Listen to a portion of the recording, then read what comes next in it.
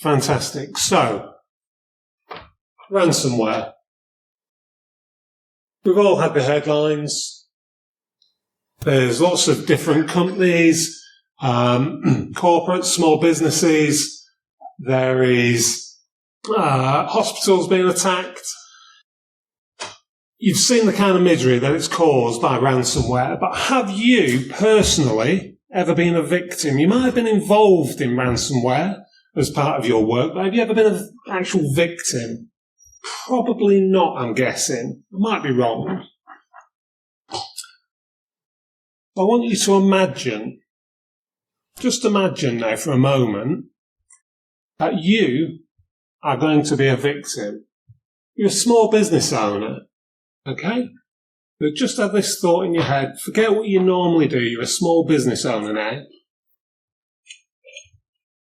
And you're open for business. So what kind of business have we got?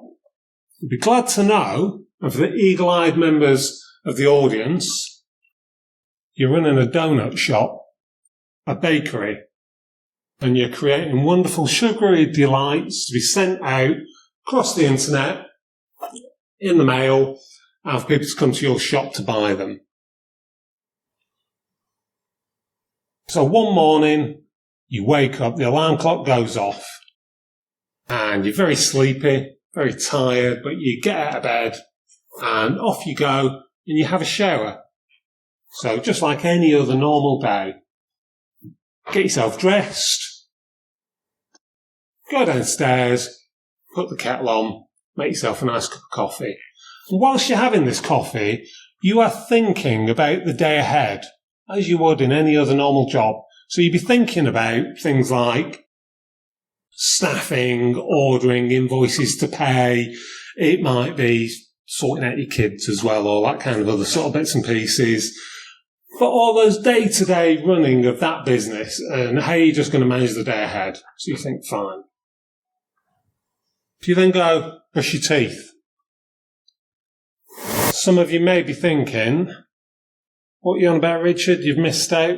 Go and have a bit of breakfast because you're brushing your teeth first. Well, quite frankly, if you own a donut shop, do you really need breakfast? I don't know.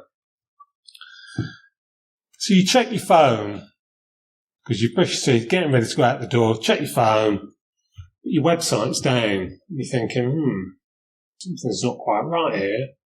So you go for your email. Again, nothing. Doesn't seem to be working. There's something wrong. And you get that horrible gut feeling that today's going to be a really bad day.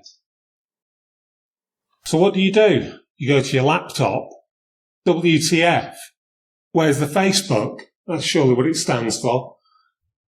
That is down. Facebook, your social media logins, you can't get in. And you've just got this massive problem. So you try to log into the server to see what's going on, and you're having no joy at all. Everything is gone. You are resilient, though. So what you do is you will go into work and you will open up that shop. You will open up the bakery.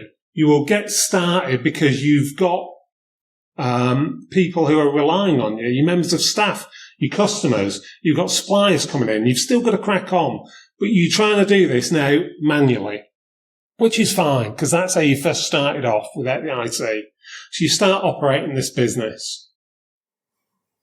All of a sudden, there is all these questions coming at you from members of staff who've turned up for work or haven't even turned up for work, because they're saying, well, how am I meant to do my work? Somebody in accounts is saying, well, how do I do that?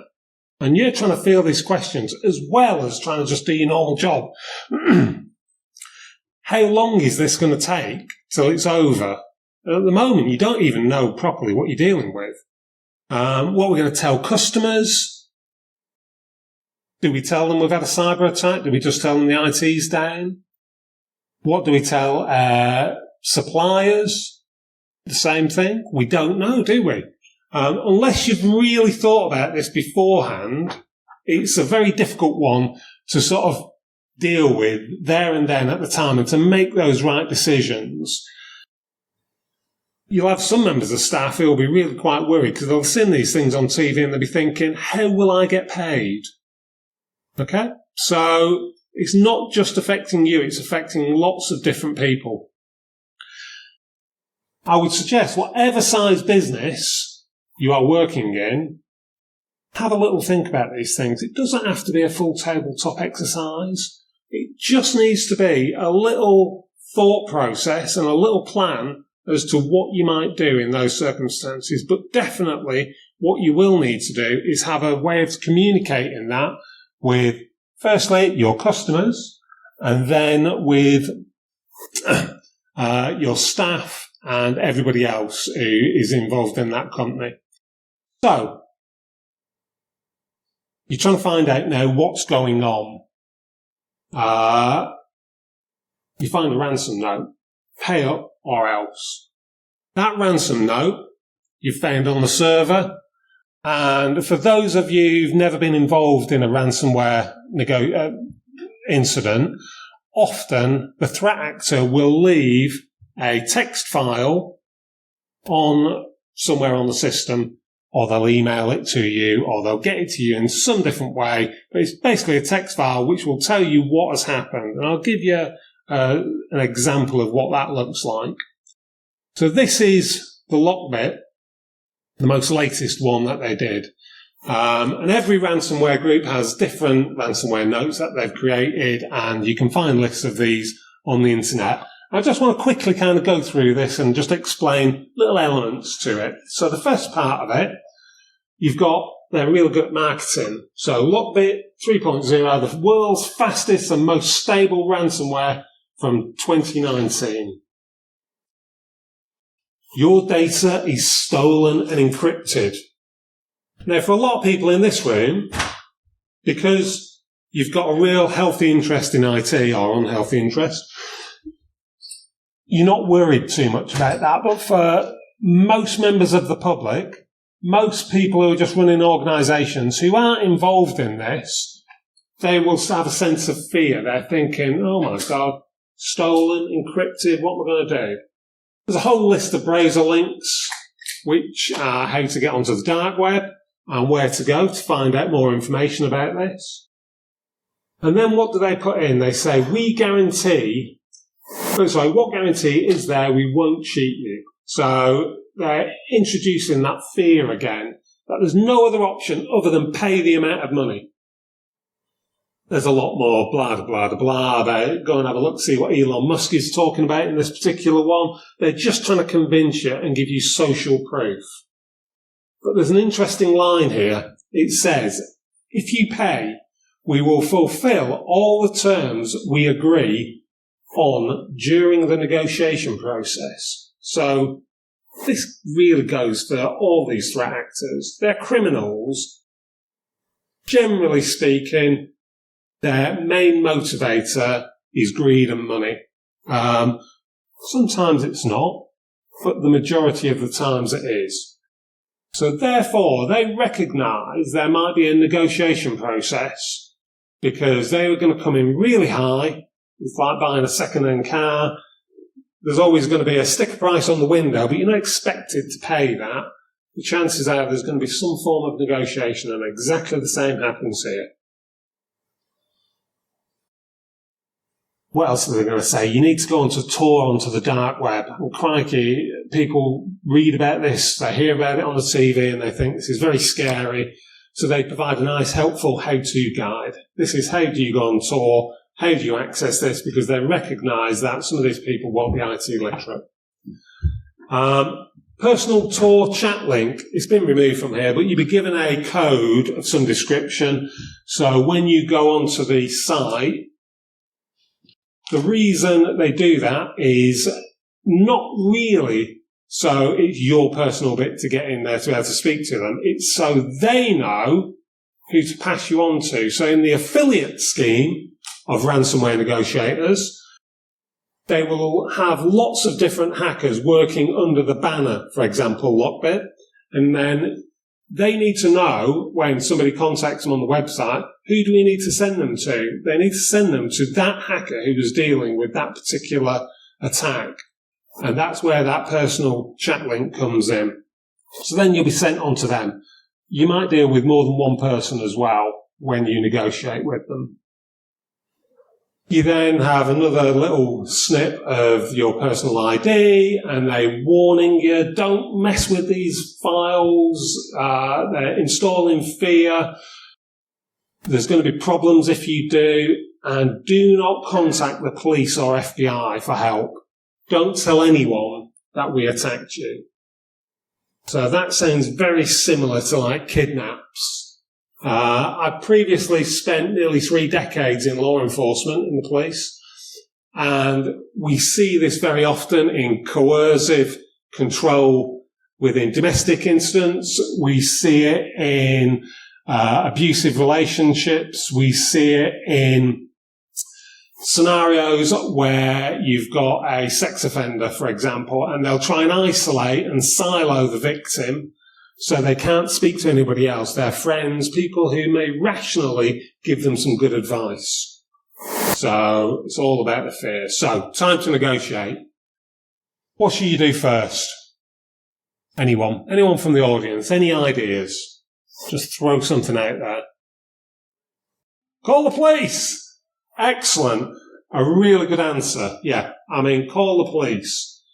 Don't stop a policeman walking on the street, because they will have no idea how to deal with this. Make sure you actually phone the police. A lot of people might say, panic, but you don't want to panic. And why is that? Because the threat actors are trying to hijack the part of your brain that is telling you to panic. They want you to make poor decisions. Whereas what you need to do is take a step back, take 5 minutes, and just chill out and relax. You've got a survival instinct built into you. And that survival instinct is to stop things like bears and that kind of thing from a primitive perspective, being able to eat you. If you see a threat, you have fight, flight, or run away, or freeze. Those are the 3 kind of options that you've got, and that's what they're trying to trigger. You need to come back from that and say, right, rationally, what am I going to do? And whatever you do, like this chap, don't eat the donuts because they're your profits. What I suggest you do, I'm not saying you've got to do this, but I'm making a suggestion, create a CMT. Now I hear you say, what is a CMT, Richard? A crisis management team for the purposes of dealing with this particular incident. And you're going to have different people, and it's going to be a relatively small team. Now, in a big corporate, you might have legal departments, you might have people, media departments who are going to be involved in this. You could have incident response teams coming in. But as a small business, you might not have all those kind of things. It might be a couple of trusted people within your business who you can pull together, maybe a trusted friend. You might have a lawyer, you might have an accountant who you might wish to call upon. You'll probably be asking for some sort of cyber help. So whoever the incident response team is that you may call upon, you might have to speak to your insurance company if you've got cyber insurance. You might contact the police. They might become part of this CMT. The big piece of advice for whatever you do now as you move forward is keep some sort of policy log, some decision-making log. Just keep a record of what you are doing and the decisions you are making and the time you make those decisions and why you're doing it. Particularly for a large corporate environment, you might get asked lots of questions after the incident. It's all very well and good you dealing with it there and then, but afterwards you need to be able to deal with it and explain your decision-making processes. Plus, it's a really good way at the very end to have a little wash-up and decide how could that have been dealt with better. So we need a plan, this crisis management team. It's got to be flexible because I'll guarantee whatever plan you come up with, it's going to change. You've got to be flexible. Decide what your objectives are now. Everyone's going to be different. When I was in the police, a lot of the objectives tended to be around gather evidence, try and identify people. Can we get the evidence to lock them up? In a corporate environment, It's not going to be that. It's going to be minimising loss. How quickly can we get going again? How much money are we losing a day? All these other aspects, and then you've got legal ramifications and how you're going to manage those. You certainly want to plan to increase the time for the demand and try and reduce the amount, reduce any media exposure. You need to start thinking about that incident response and what backups you may have, you may not have tested, but you might want to have a crack at and see what that capability is. The reason it's important from a negotiation point of view of knowing if your backups are working is because if they are, happy days, that's one element you don't have to worry about. Yeah, they may leak it out to the public on the dark web, but if you've got no backups and you've got lost all your data, things could be a lot more serious for you, and your risk appetite on how much money you may decide to pay is changeable. So, has anybody ever bought any cryptocurrency? Hands up. Yeah, about half the way. It's not as easy as it first seems, is it? It used to be really quite tricky. I got in very long time ago, but it takes a long time and there's a lot of processes and it's a staged incremental thing, particularly when buying large amounts of cryptocurrency. So if it's a big corporate being asked lots of money, that becomes very tricky. So you want to think about these things early doors. So plan for the best, but prepare for the worst. So the next thing we need to consider is to pay or not to pay, and the ethics of that. Hands up who we think we should pay some money to these people. One person. Possibly two, three. Oh, I'm an hour in. Who thinks we shouldn't pay? Yeah, that's more like it. So a lot of people say, do not pay, whatever. It's a bit like the whole you're funding terrorism and crime. So let's have a quick little look at the ethics. The more victims that pay, the more threat actors commit ransomware attacks. It's just self-perpetuating, isn't it? Because they think, you pay, well, we'll carry on hacking you then, and we'll hack other people because we're going to get the money. You could be supporting crime or terrorism, or you'll definitely be doing certainly crime and possibly terrorism. You could make things worse. And what do I mean by that? How could this be any worse? Well, you could pay the money and not get anything back. Because funnily enough, these people are criminals. And they're not always that trustworthy. They don't always hold their word. It's not a gentleman's handshake where they'll say, yes, definitely. There are some who've recognised that by going against their word, it looks bad for them from a publicity point of view. So a lot of them will go ahead and do what they say. But there are definitely scammers out there who will just seek to gain the money from you. Or they'll lie and they'll give you part of it because they haven't got everything. So, on the ethical side of things, your company's been locked down and your business might fail. Remember, this is your small donut business. It might totally fail as a result of this, something you've worked on maybe 10, 15 years. Your staff are all unemployed. They rely on these jobs to pay their mortgages, pay for food. You might lose the house due to secured loans against your business. And as a result of that, I know Mrs. F will be very disappointed having decorated the house, then for it to be repossessed on the back of this. So you can look at ethics on both ways. I'm not going to suggest which way you should definitely go. What I would say is yes to negotiate. A bit like the ransom note, there's an expectation they would expect you to negotiate. The key thing is negotiating does not mean pay them. Negotiating means open up a dialogue, have a conversation with these people.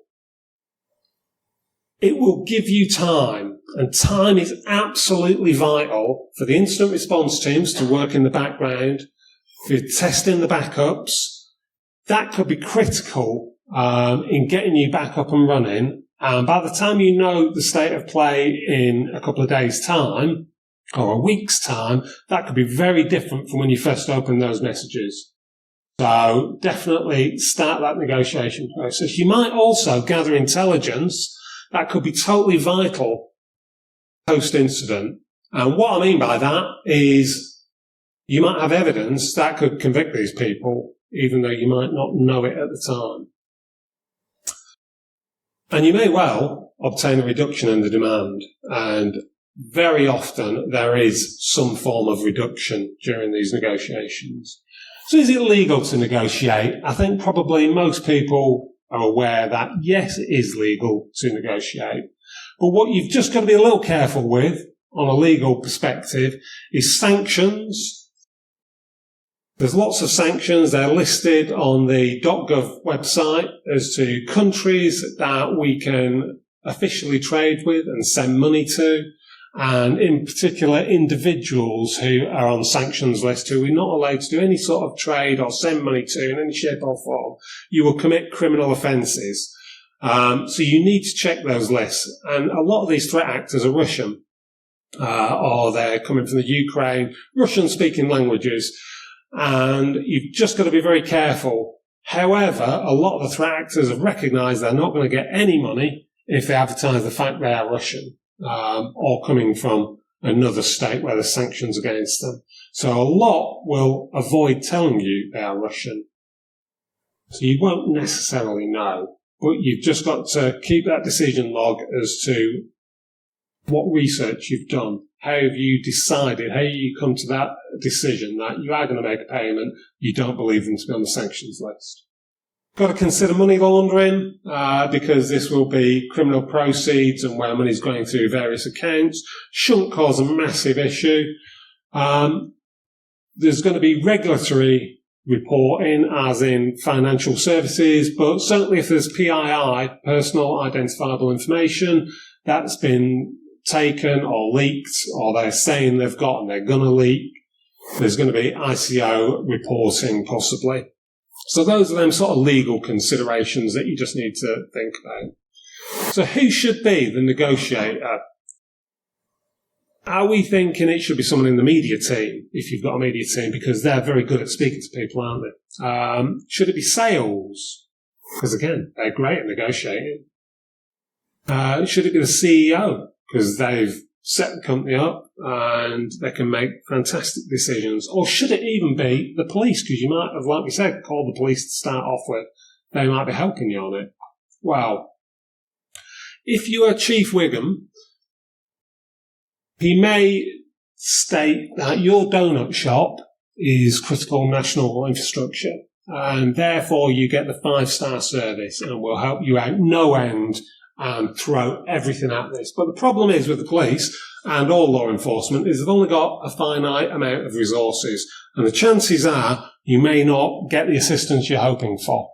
Often people report to action fraud, which is where you first report these things to, and it might take weeks for you to get any sort of response. And in the meantime, you've got to manage this because your business will be under by the time they get round and deal with it. So we need to just have a little think. The key takeaway for this is not the decision maker.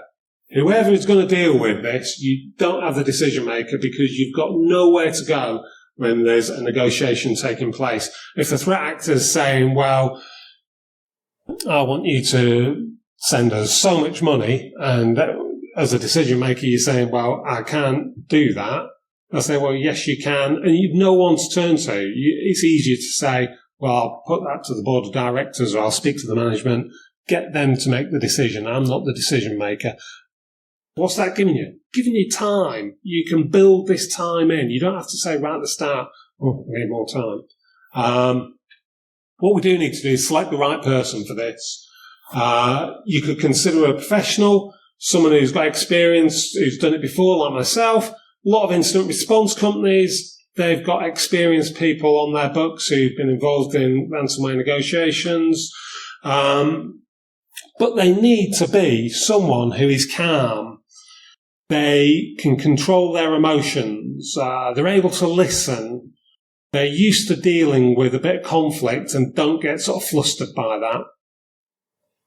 They've also got to have some basic computer skills, things like going on Tor and recognising what links are and how to navigate around that world, because you don't want someone who's going to make it worse by infecting other systems, giving away information that we don't want to give them. Someone who's confident and comfortable in dealing with criminals as well, because they can be very intimidating. You might think, I've got this, no problems whatsoever. But when these people start speaking to you, they're quite horrible, and they will want you to sell your grandma's house to get the money. They don't care. To them, this is a job. They're trying to get their money. So, this reminds me of being back at school. It's not you, it's me. So when girlfriends used to break up before the days of Tinder and texting and ghosting, they used to come out with a line saying, it's not you, it's me, that's why we're breaking up. What I mean by this is you need to see it from the attacker's point of view. You need to park any egos you might have and think of it from the point of view of the attacker. If you're going to do that negotiation element to it, you need to see it from their point of view. And it can be really difficult because you'll be really angry and you'll be wanting to tell them how you're really feeling. But you need to hide that. You need to put that down. You need to see it from their point of view and let them be heard and let them be understood and understand where they're coming from. The way I would describe it best is you don't have to like what they're saying. You don't have to agree with them. You just have to have a little bit of empathy and see it from their side of things. So what's the negotiator's pretext going to be? So you need to think about, are you going to say you're an instant response company? Are you going to say you're the police? I'd probably say no to that one. That's probably a really bad idea. You might say you're the CEO. You might say you're Barry in sales. You might say you're Mary on the frosting department. Whatever it might be, you just need to have a think about who you're going to be and how that's going to pan out as you go on with the negotiation. And I'll give you a short demonstration in a second. So it's going to be your choice, whatever you decide the profile of this person is going to be who's doing the negotiating, because they may ask you questions like, what's your name, all those kind of things. Boy or girl, men or women, who's going to be better at negotiating? Hands up. Who think women are better negotiators? There's some very clever blokes in here who've put their hand up. Men. Who's better at negotiating? Men? No? Anyone sort of undecided on that one or don't want to show their hand? Fair enough. No. That's right. Okay, well, I'll show you why. So on here, the bottom right-hand corner, you've got someone tapping away on the keyboard. That's how you're going to do most of your negotiating. Probably over the Tor web browser. That's generally how mostly it works. Sometimes you might have a mobile app that you get sent to and some encrypted form of communication. It might be on the TOX protocol that a lot of these hackers are using because they feel very safe and confident there. Or quite frankly, you might be on the old email, off to the inbox, and we've seen that many occasions where they will just do this negotiation on email, believe it or not. But could you take a phone call? You're the negotiator now.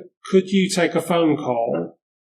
Going to be a little tricky if you've said you are Mary when really you are Barry. Because as soon as they pick up the phone and you start speaking, you've been caught out of the line. All credibility of what you might have said before is lost. They're not going to believe you. They're not going to trust you. You're going to be at that top end scale of whatever the money is, and any time you've been able to gather is probably gone now. Be very careful of what you say if you're going to have a pretext as to how you're going to negotiate. So, the tactics of making phone calls are being used to speed up the response and threaten victims. So I've seen it on a couple of occasions where threat actors are now phoning companies, often because they're hiding these little text files within encrypted computers, and people don't know where to find them. So they make a phone call and say, are you having problems with your IT? You need to speak to us, you need to have a look here. And they're quite menacing and threatening. If you get one of them kind of calls, you need to start writing down what was their accent, how did they speak, what time was the call, all those kind of things, because that's part of going to be your intelligence picture. And it's also to try and bring that fear on, speed things up. So let's negotiate. Let's have a little look at a bit of negotiating, a bit of good and bad this. So we'll start off. Hopefully this will work. So your systems are compromised. We have encrypted your data. The only way to recover it is to pay a ransom of 10 bitcoins, 72 hours. 10 bitcoins currently. Price? About £500,000 at the moment. This is unacceptable. We will not negotiate with criminals. Sounds a bit Karen, I would suggest. Probably not the best way to go. You're not being very friendly there towards the hackers. We have your employees' personal information, customer data, and financial records. If you don't pay, we will leak this info in hours. So again, very threatening. They're talking about having that PII. That's a bluff. You won't do that. So now you're threatening the criminal. You're saying, you're not going to do that. Goading them. Not a great start.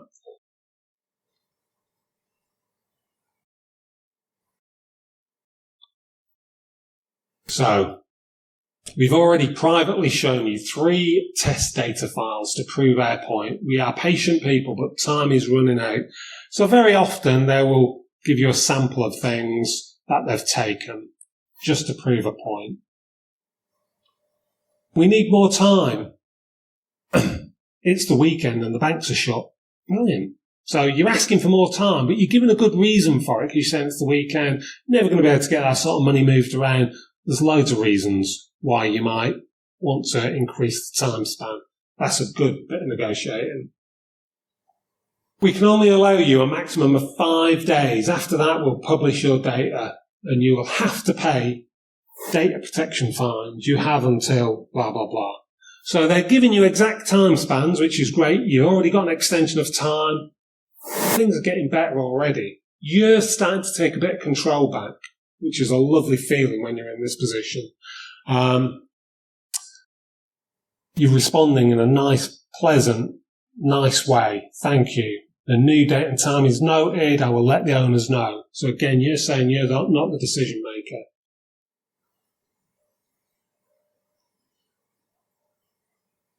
So, can you show us all the files you've stolen? This is a very good technique, what we would call in law enforcement proof of life. If you had a kidnapping and you've got a hostage, you need to know that that hostage is still alive and is still worth going after. If they haven't got the data or they've destroyed it already, what's the point? If it's been leaked, why are you paying for it? So, in this occasion, there's a private link that they've sent us to, which shows a file tree, which is perfect. So that's given us a really good example of all the data they've got. Then respond, thank you, that is very helpful. I'll need some time to check the data again. We're doing that time thing. Check the data, it is yours, we will not lie. So again, they're trying to give social proof as to why you should trust them. And there is an element of building trust on both sides as the negotiation continues.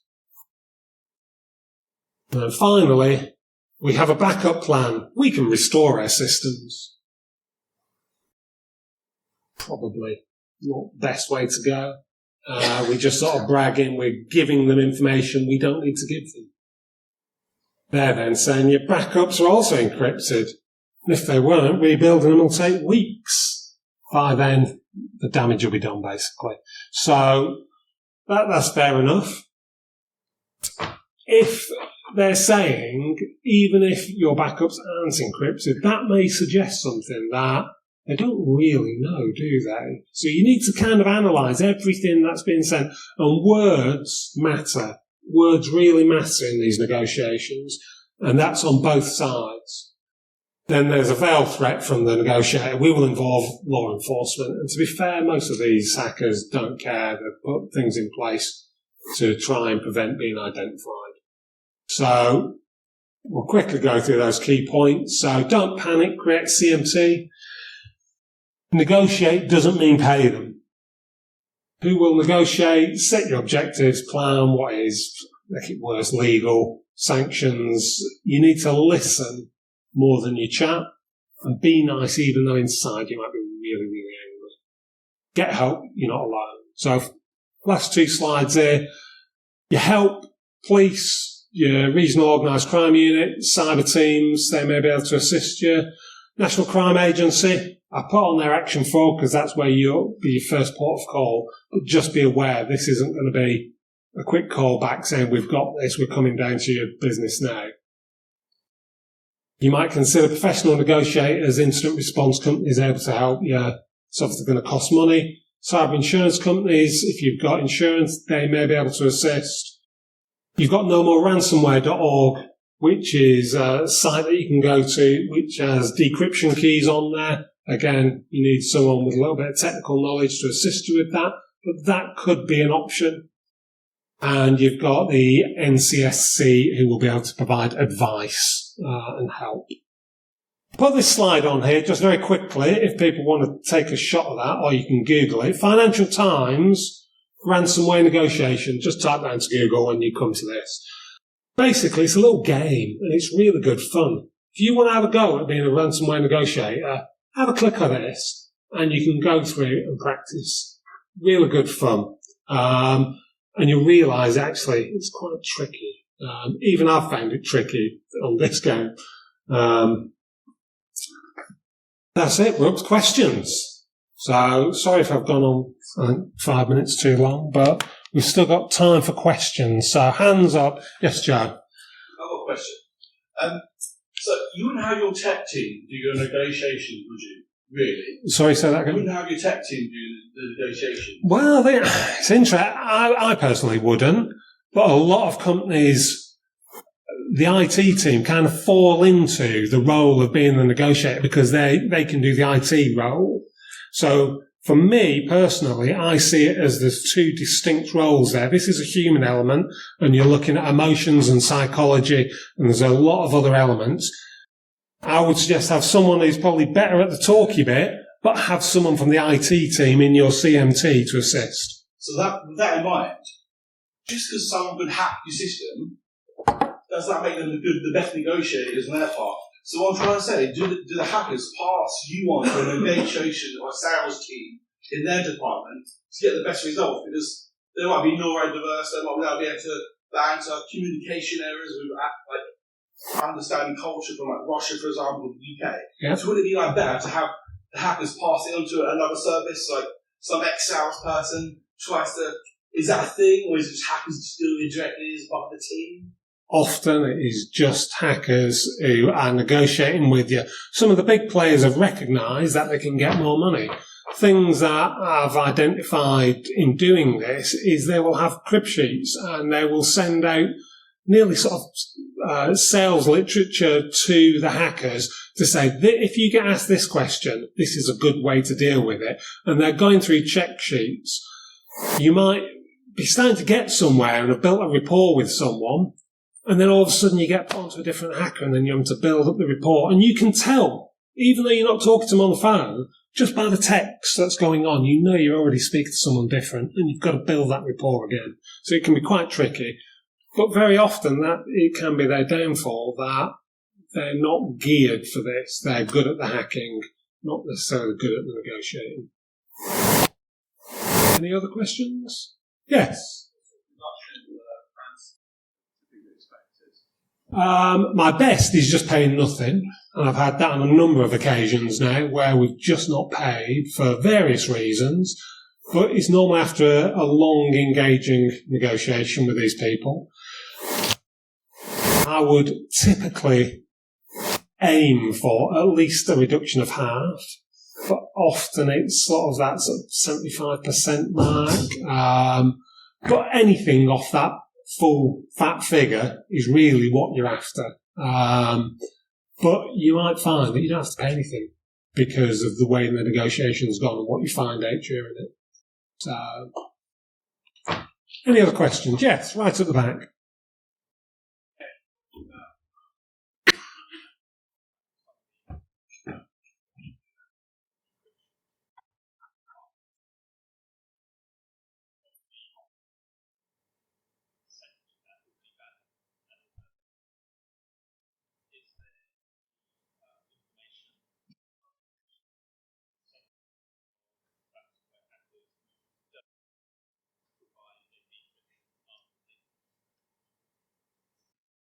There is a number of sites that track the ransomware actors, which I follow, and there will often be ransomware negotiation transcripts that sometimes get published by the hackers. That's become another method that they will do. And you can kind of track what initial amounts were and then what reduction amounts were. There isn't really anywhere that I've seen where people are saying this particular hackers group will definitely decrypt. But what you do find is it's very bad for business if they are just ripping people off, because people will talk. So from a business model, from the hacker's perspective, it's really poor just to keep sort of knocking it on the head and saying, we're just going to scam you and take your money, because no one will end up paying them. The problem comes, and I think the reason there isn't the big intelligence picture is because a lot of the hacking groups are using individuals who buy into an affiliate scheme and just use the banner of a hacking group, but they're acting independently in effect. So you might even have a scenario where negotiations just totally broken down. So because that rapport's not there in the slightest, they've just decided we're not going to give them the encryption key. Or decryption key. So to answer your question, no, there isn't, but there is some intelligence out there that you can gather, but it's not necessarily about who will give you the decryption keys. I hope that answers your question. Okay, thank you very much.